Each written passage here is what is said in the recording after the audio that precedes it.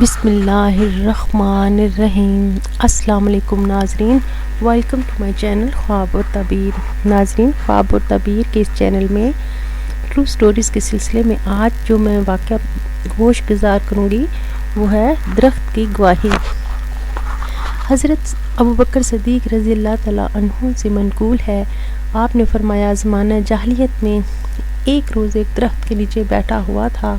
اس درخت کی ایک شاخ میری طرف اس قدر جھکی کہ میرے سر کے ساتھ آ لگی۔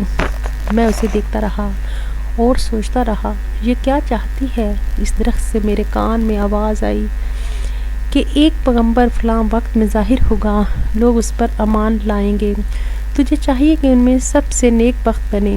میں نے اسے کہا کہ وضاحت سے بیان کر کہ وہ پیغمبر کون ہے، اس کا نام کیا ہے۔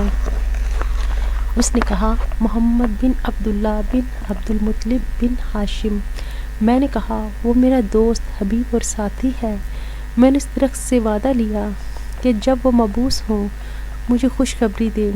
جب نبی کریم مبعوث ہوئے اس درخت سے آواز آئی، اے ابو قحافہ کے بیٹے، مستعد ہو جا اور کوشش کر، کیونکہ اس کی طرف وحی آ گئی ہے۔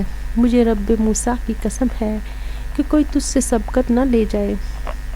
جب صبح ہوئی رسول اللہ صلی اللہ علیہ وآلہ وسلم کی خدمت میں حاضر ہوا۔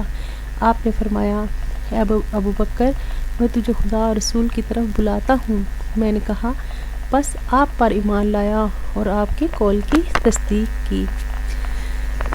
ناظرین، اس واقعے کے ساتھ مجھے اجازت دیں اور آپ سے ایک ریکویسٹ ہے کہ اگر آپ کو میرا چینل پسند آ رہا ہے تو پلیز میرے چینل کو سبسکرائب کیجیے گا اور ویڈیو کے نیچے لائک کے آپشن کو کلک کر کے اپنی پسندیدگی کا اظہار کیجیے گا تاکہ میں اس نیک کام کو جاری رکھ سکوں۔ بہت شکریہ۔